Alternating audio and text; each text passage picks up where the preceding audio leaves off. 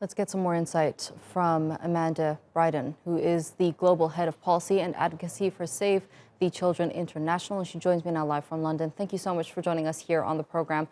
Now, I don't even know where to start when it comes to speaking on this issue because the situation there is so dire and so horrifying. And at the same time, it isn't getting the attention it very much needs.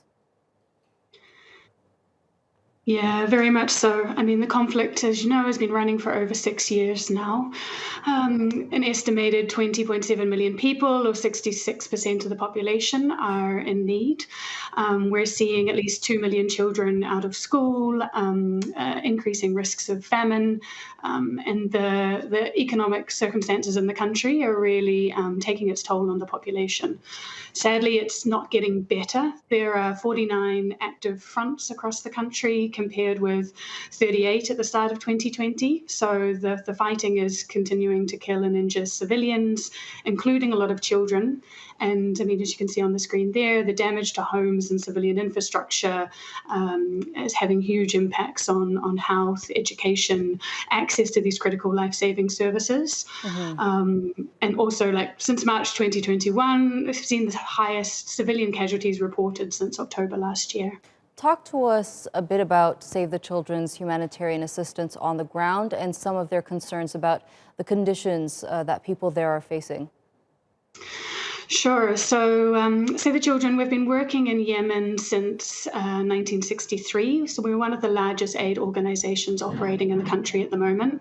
We have some amazing staff on the ground working in 11 of the regions across the country, implementing life-saving interventions. So, for example, we treat children under 5 from malnutrition. We support health facilities in the hardest to reach areas.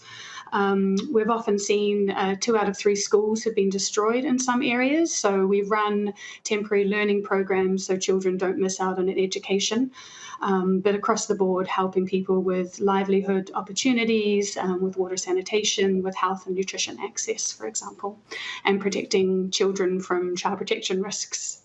Has your organization struggled with receiving funds given the crippling economies in the wake of the pandemic? And if so, how has that affected the work that Save the Children is doing? Yeah, for sure. So, I mean, across the sector, funding's becoming more difficult. In some areas, we're seeing small increases in amounts, which is really welcome, but these increases are not meeting the skyrocketing needs that we're seeing as a result of prolonged conflict, the impacts of COVID-19, and also of climate change. So what we've seen in Yemen, aid's been falling in recent years, decreasing from 5 billion in 2018 to 2 billion last year.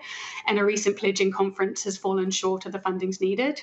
So, I mean, what it has meant for Save the Children, last year we had to withdraw emergency support from 250,000 people of life-saving food assistance, primary health, nutrition, and child protection services in northern Yemen because of the funding shortfalls as well. It's very unfortunate. Unfortunately, I'm out of time. Amanda Brydon, thank you so much for joining us here on the program.